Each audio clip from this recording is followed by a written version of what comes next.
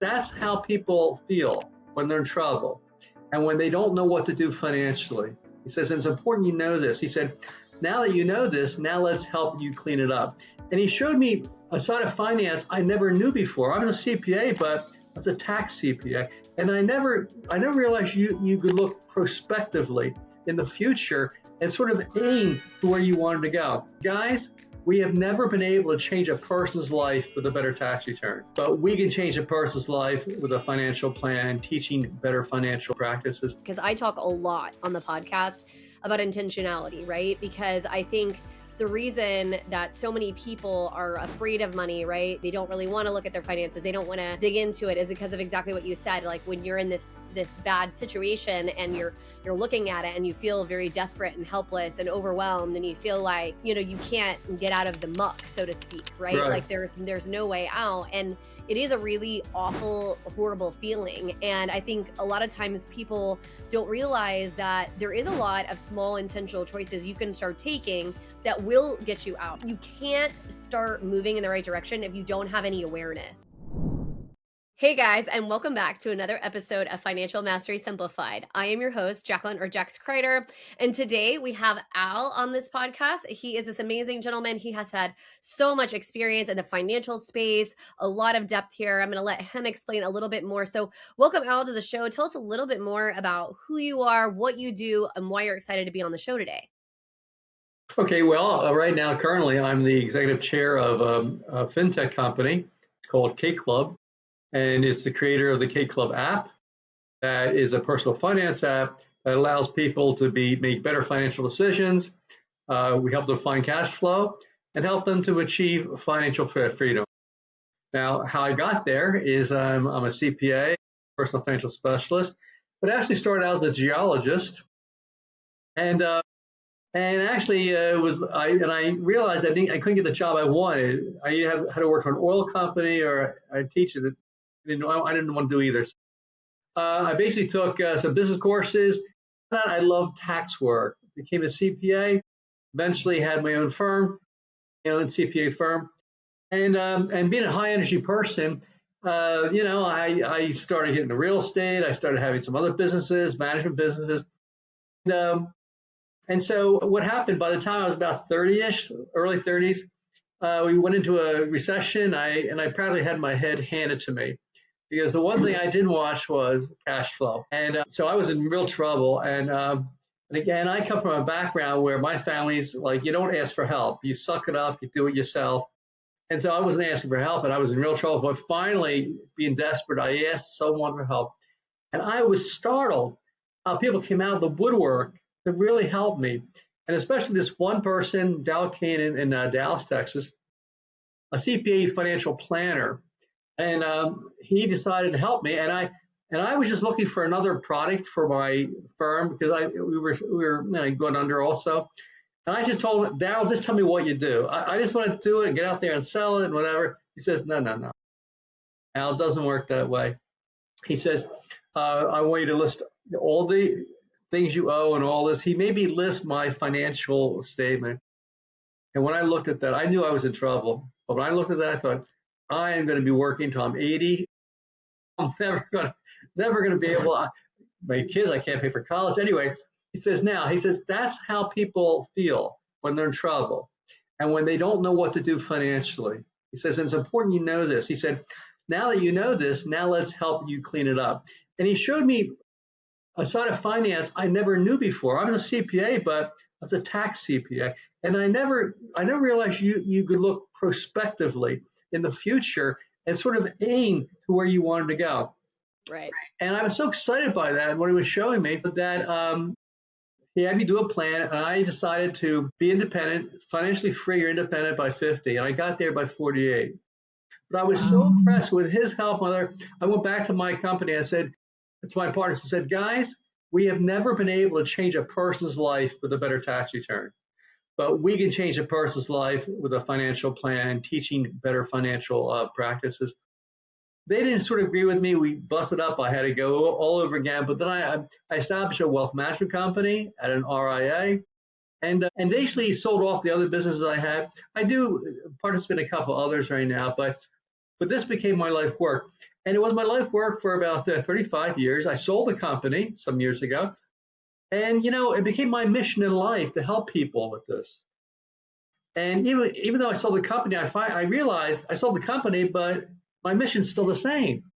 So I'd written some books a couple of years ago. This data scientist, Amin Borman, came. He reached out to me and said, "I've read your books," and he said, it really helped me a lot, and I want to pay it forward. I think you should have an app.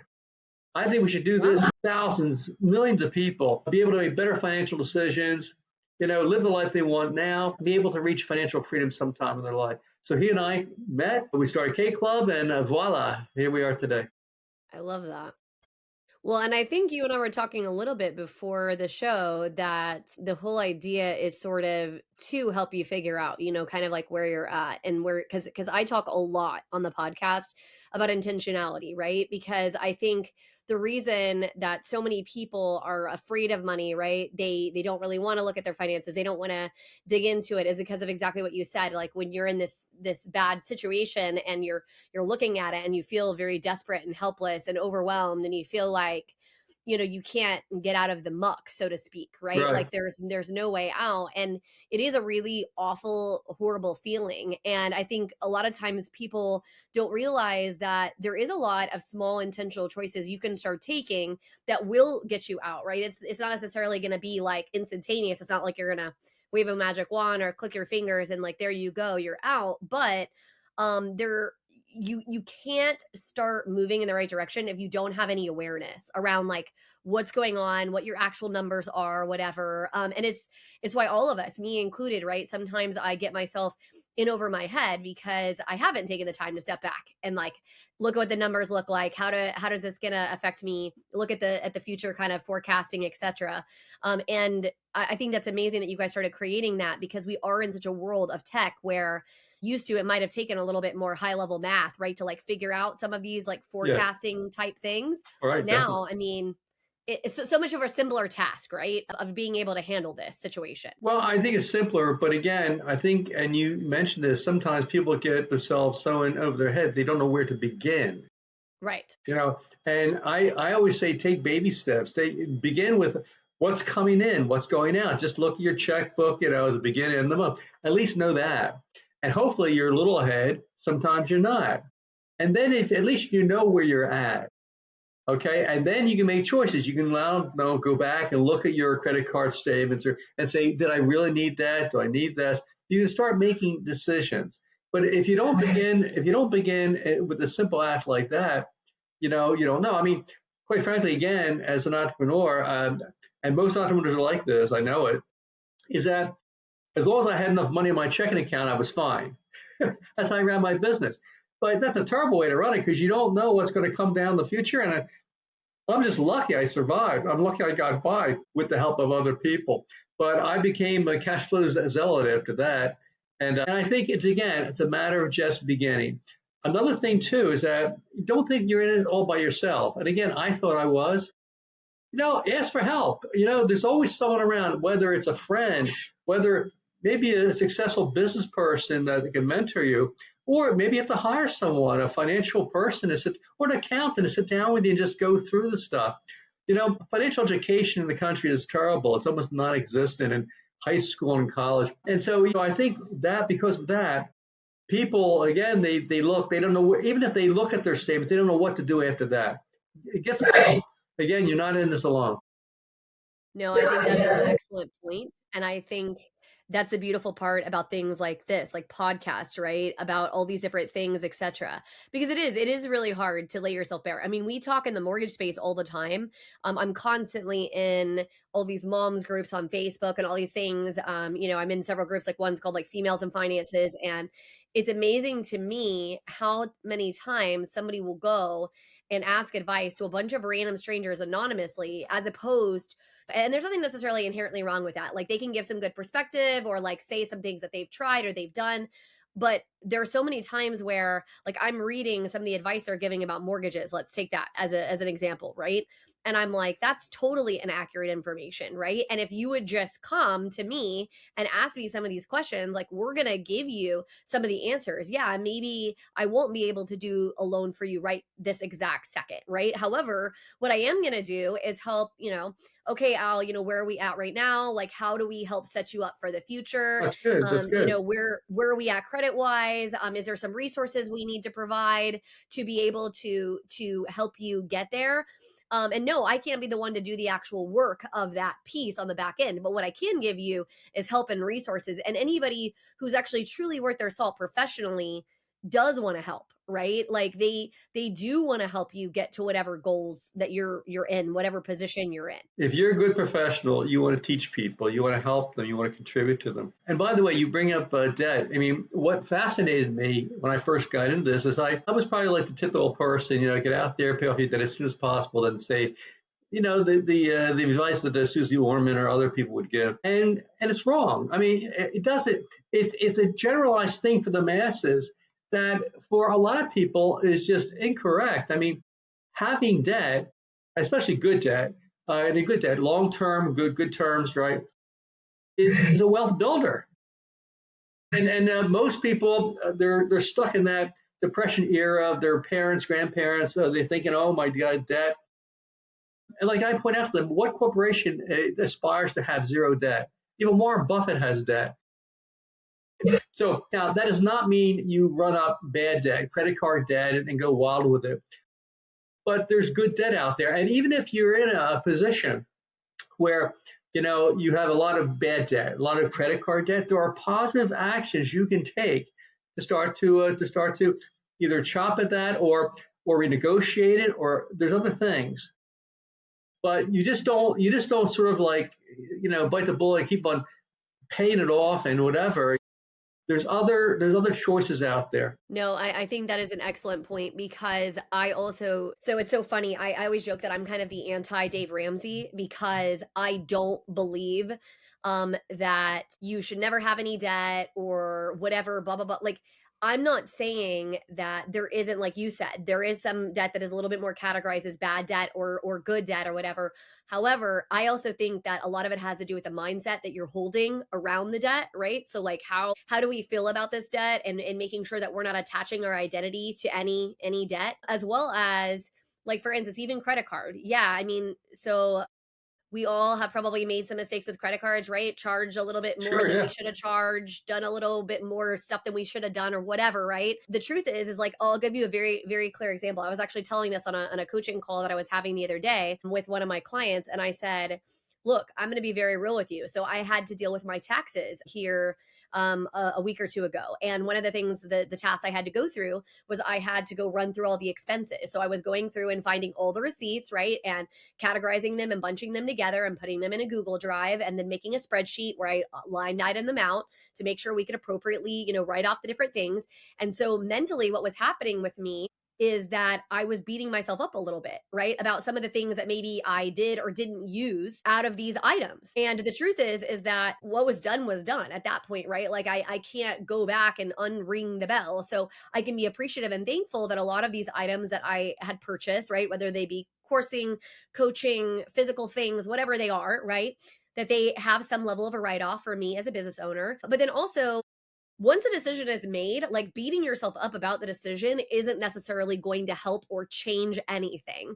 So it doesn't necessarily mean that we continue down that path of just do whatever and it'll figure itself out in the wash. That's not the attitude. But the attitude is also not, well, I've messed up everything in past, and so I can't have debt because I'm just going to mess it all up.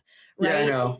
You have to be intentional and think through, okay, so how am I going to make sure that I deal with whatever was underpinning on, like, this, how I got there in the first place? And then how do I make sure that I use debt appropriately moving forward so that it is a wealth building activity and not a, I'm just doing it because, oh, this is a fun thing, or I feel bad about myself, so I'm going to buy something, or whatever, identity situation that might be tied to Right. that I. But there's other myths too. Like for example, like you'd have your house paid off when you retire. And that's probably one of the worst things to do. I mean, because let's say you're now in your 60s or 70s, and and you have a house, let's say it's worth 500,000 and you have a 250, 300 mortgage on it. I've had people like rush to pay that off. And I try to explain to them, look, suppose it's now like 10 years later, 15 years later, you're in your mid 70s or 80, and you know what? You've used up a lot of your wealth, and now you need to tap the house. Well, no one's going to get, if you don't have the income, right, you're not going to get the mortgage. You're not going to get debt from a bank. So you're in a worse off position than if you had the 250 or 300,000 in debt and that money working for you.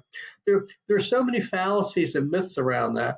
But, and I'll tell you, and again, there's positive action, even if you like, I've had people that have had 100,000 or more in credit card debt and they don't know what to do. And they're on this treadmill of paying like 2,000, whatever a month, and they can't save, they're scraping by. So I tell them, no, there's many things. You can call up the credit card companies. You can negotiate with them. And by the way, if they won't negotiate with you, you stop paying them.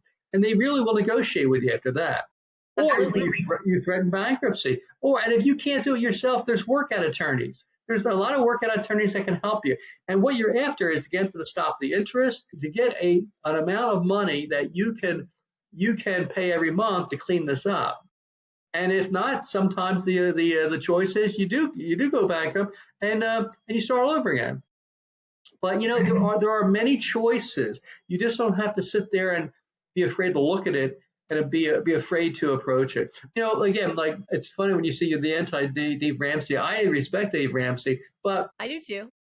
But he's helped a lot of people. So does Susie Orman and others. But I think they just missed the mark on this. But they're out to give general advice rather than let people know there are cases that this is really a really bad decision to make.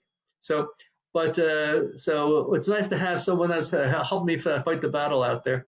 Well, the funny thing is, so I firmly believe that the reason that people like Dave Ramsey and Suze Orman believe what they believe and the reason they preach what they preach is they do believe it's helpful. So don't misunderstand me. Yeah, no. I do think that is they're coming from a place of help, but I think that they believe that the truth, like giving out all of the options and all of the choices and empowering somebody to make the choice that best aligns with their life is too hard and complicated for the person. And so in my opinion, they actually don't believe in empowering people to understand where they're at in their life, the concepts of money, right? Which I get it. Most people were never taught it in school. You're absolutely right. We have a huge financial crisis of like not even understanding the basics of how things work and yes, how does compounding interest work and how does credit card debt work and mortgages work? Like how do those debts even operate, right? Just like in a baseline,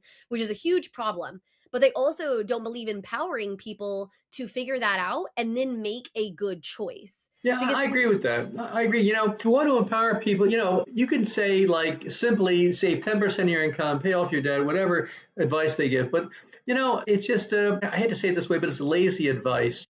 Agreed. Finances aren't simple. They can be really complicated, but it's no different than other complications in life. Raising a child is complicated. It's not simple. Agreed. Having a career is not simple.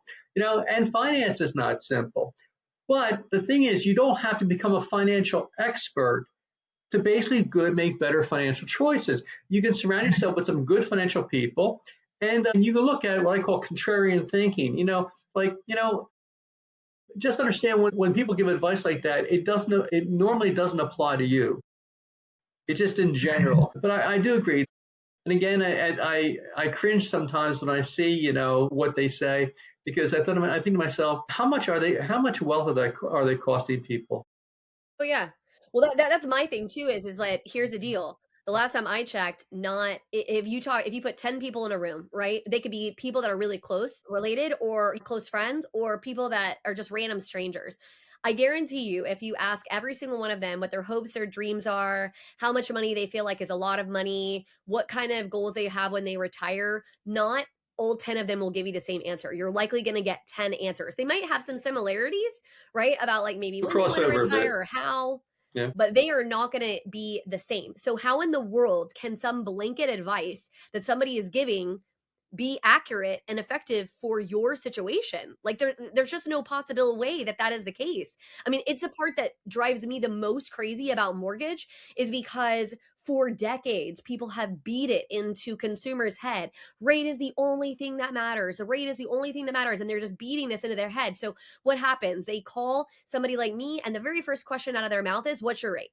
Right? Like that's what they want to know immediately. And first of all, mortgage interest rates are uber complicated. There's like a million different factors that is going in on the back end to be able to calculate them. So my next question is like, what kind of loan are we even talking about? What are your credit score? How much money are we talking? What kind of loan amount do you want? How much money are we putting down? I have about 14 other questions for you before I could even come close to giving you a blanket amount of a rough idea. Actually, when you get down to it, the rate of the mortgage is probably the question number 10 or 12. It's really terms. It's length of time. There's so many other things with a mortgage. And people, and I teach people, I show them, like, for example, there's a lot of institutions that want you to pay their mortgage over 10 or 15 years. They keep on harping that because, quite frankly, it makes it safer for them. The term is not as long. And again, I show them, like, if you went from like maybe a 7-year ARM or a 15-year or whatever, and you went to 30, especially at interest only, don't pay principal, right? Yeah, how much money you save per month, how much the cash flow. People don't realize that if you're in a hurry to pay off your debt, you raise your taxes. Principal is not deductible. So instead of taking, I was going to say, we actually, as a society, we reward having a lot of debt, truthfully. Well, we reward it, but most people, like you get in like compounding, most people intellectually understand it, but they don't believe it. They don't, practicality, they'll say, yeah, I understand compounding, and then pay $1,000 a month more on their mortgage, which basically raises their taxes, and again, so there are so many things that happen. The basis of it comes down to, it's a shame we don't have a better financial educational system in this country. I think some states, I understand, are trying to pass now where you have basic financial courses in high schools. But again, it's the average person on the street costs themselves so much money. I always tell them they cost themselves so many years of life having to work. So many people can work less in life. And by the way, you talk about mortgage again, taking bad debt, making a good debt, finding more money out of that stuff. You're actually increasing your wealth without working one day longer. I call it shuffling paper. You're just shuffling paper. Stay tuned. We'll be back right after this message from our sponsors. Welcome to Financial Mastery Simplified, your go-to podcast for making smart money decisions. We break down complex financial topics into easy-to-understand advice you can use every day. Our experts cover everything from budgeting and saving to investing and retirement planning. We give you the tools to take control of your money and build the future you want. With Financial Mastery Simplified, you'll feel informed and empowered to make the best choices for your financial health. Tune in to Financial Mastery Simplified on your favorite podcast platform. Start your journey to financial confidence today. Visit us at fms.tips and fms.college for more information. Welcome to House U, where we believe in the power of education. At House U, we're more than just a brand. We're your partner in home ownership, dedicated to educating, equipping, and empowering you every step of the way. Education is at the heart of everything we do. We offer comprehensive resources designed to make home ownership simple and accessible for all.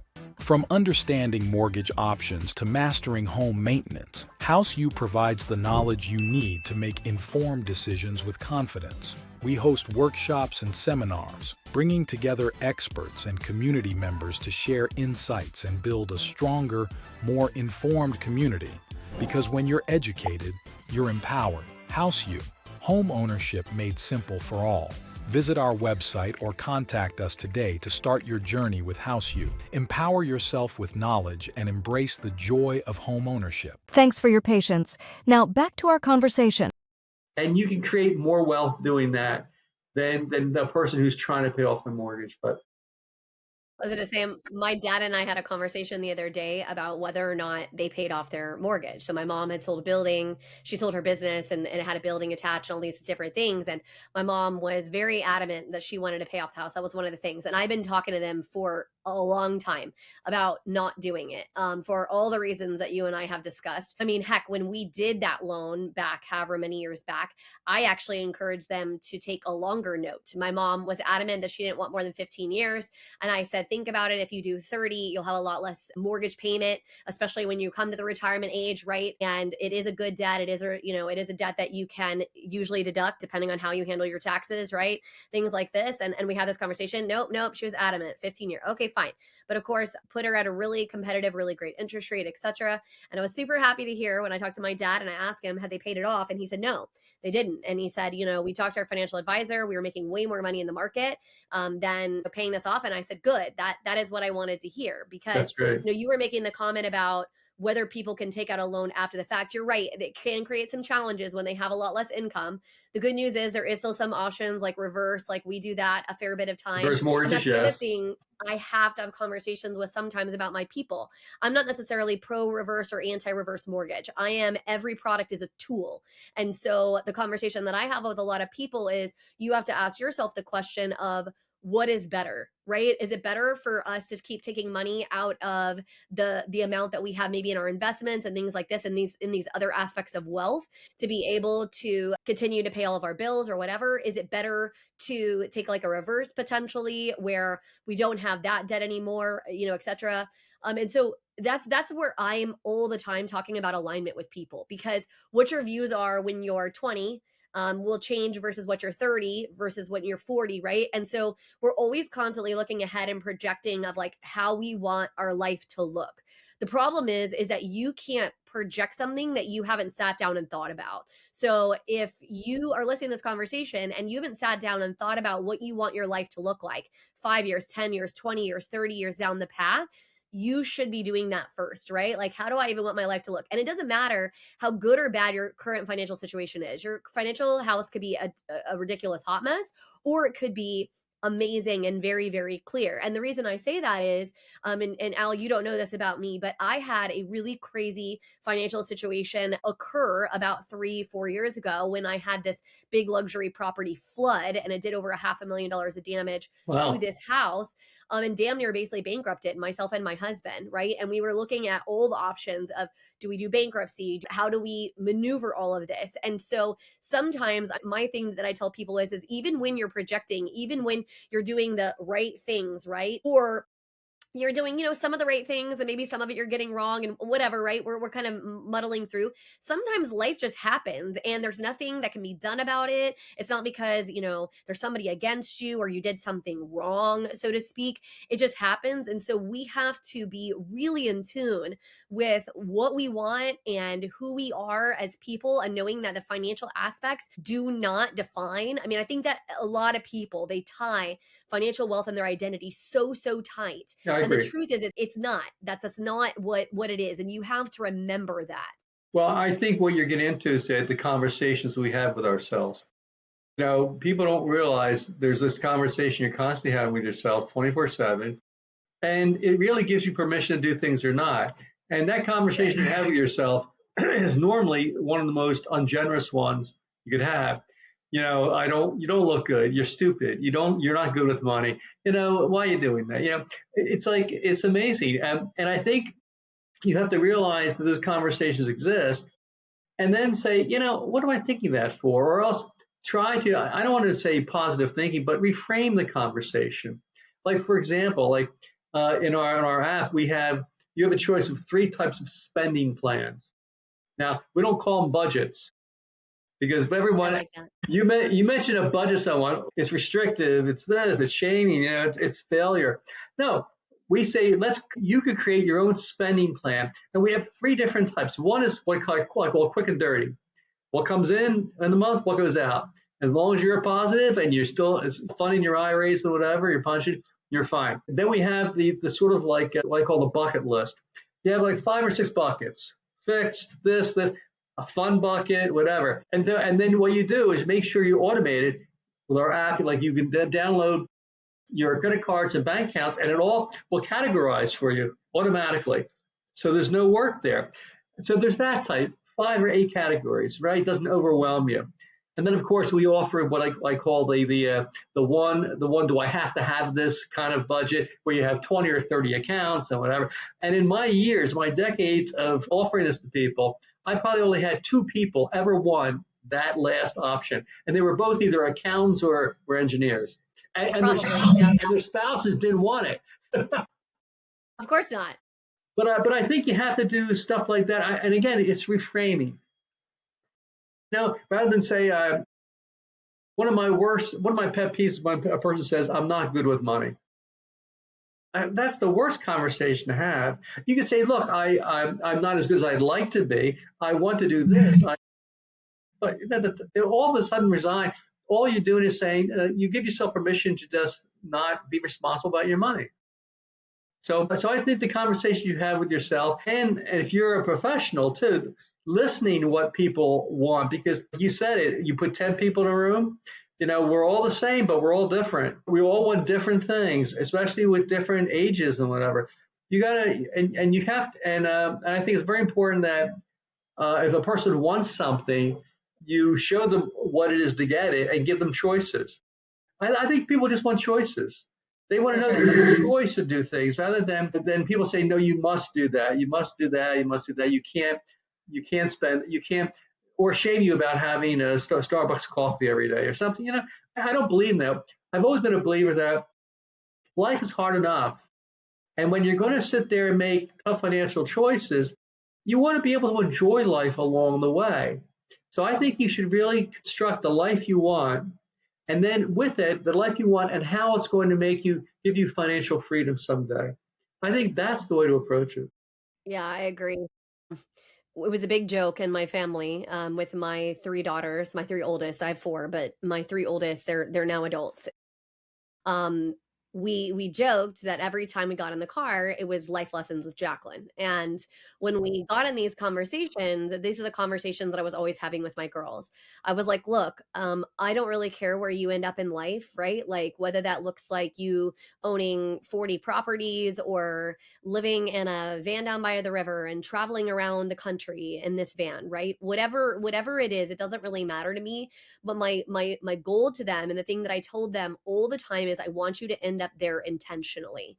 Figure out the kind of life you want to live, what that looks like, what kind of food do you want to eat, what kind of places do you want to visit, what kind of house do you want to live in, or travel you want to do, or whatever it is, right? Whatever is important to you, and work backwards, right? Figure out, because obviously if you want to be, like one of my girls is a really amazing artist. And not that artists can't make a huge amount of money, but oftentimes it takes some time for them to get established, for them to, kind of start making their way and really, making the kind of money that you want to see. And so I'm like, I have no issue with you wanting to be an artist. Absolutely. I think you should pursue that goal, right? Do that thing.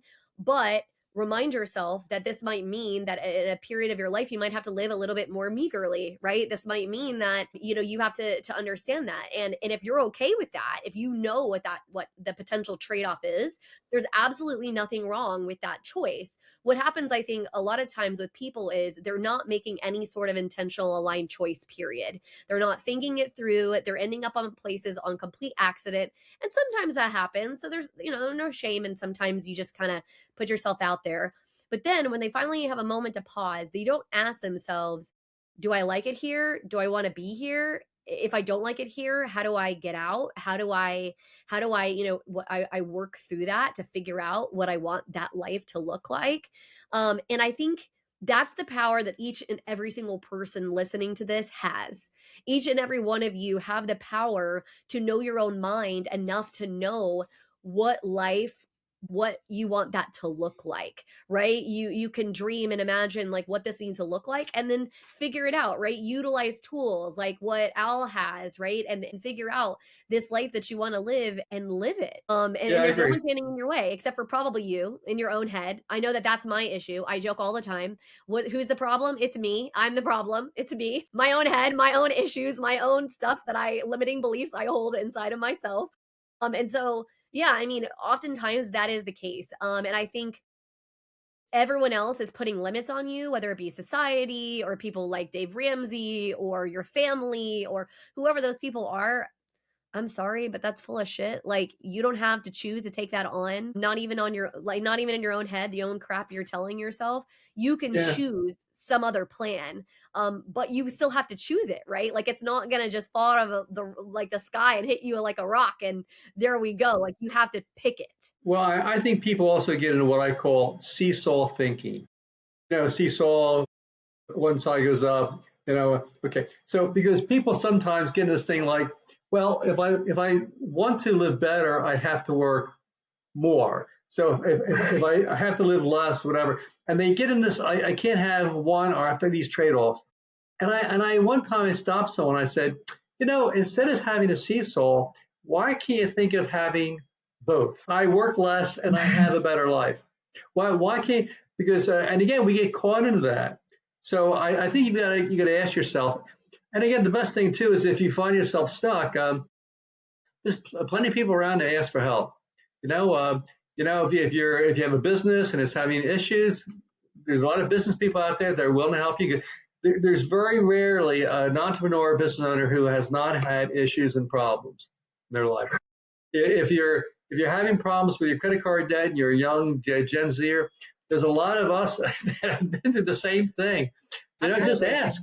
Just ask. There's a lot of options, and that's what, quite frankly, that's what I try to do. I've been doing that my whole career, and I continue to do it, and I enjoy it. I love that.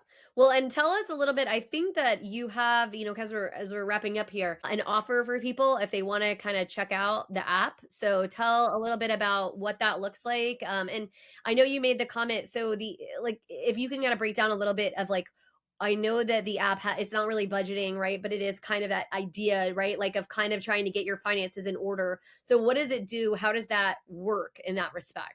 Okay, well, so our app just came out late fall of last year. And we had a soft launch because we're continually improving it. So our users give us a lot of feedback, and we're continually pivoting on the product. But right now, it is a basic budgeting app. So we don't call it budgeting, spending plan, because we put the control of your spending in you. And our long-term goal is to have where you have to start by knowing what comes in and out, but give you some options that doesn't make it that much of a chore. But then what we do is we have a part of the app that finds you money. And what that is, for example, we call it cash rewards. We have a part of the app that through AI, you just tell us what credit cards you have. You don't have to load the actual credit card in. And when you go to a store, we'll tell you, because there's a GPS with all the stores in the area, it'll monitor it.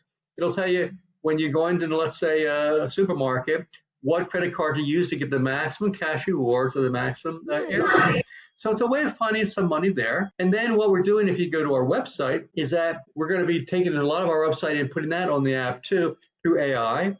There's a part of our website right now where if you go to the bottom right-hand corner of every screen, there's a little icon circular, and you click on, and through AI, through Copilot, when you click on that, you can ask Al for any financial question.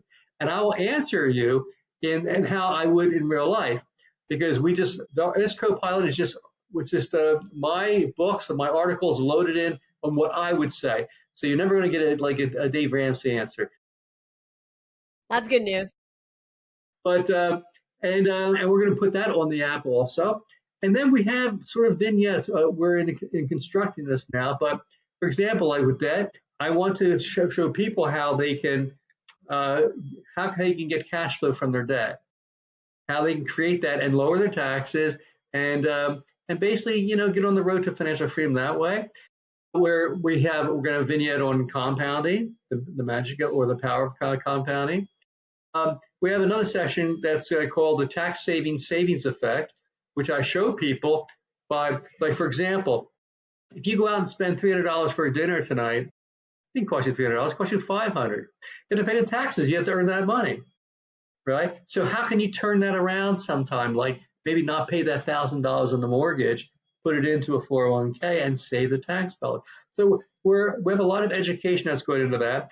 And what we're really after is giving people a lot of ideas on how to not only get control and have a spending plan of where the money is, but give them a lot of options on how they can find money and making the best financial decisions and living the lifestyle they want right now and achieving their financial goals or financial freedom in the time frame they want. That's awesome. And I think that you had an offer for the audience.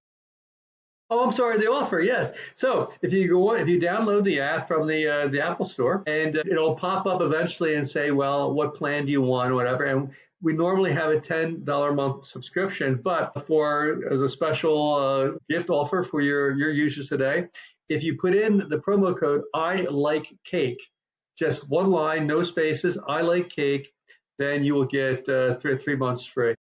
Nice. Awesome. I love that.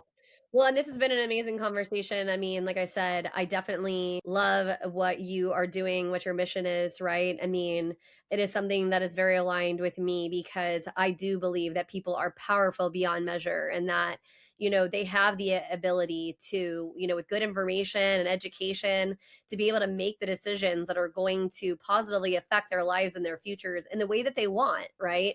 When it comes to money. They just have to kind of lean into that. And so I love that. And so thank you, Al, so much for being a part of the show today. It was a great deal of fun. Thank you. Yes, absolutely. And we will see you again next week on another episode of Financial Mastery Simplified.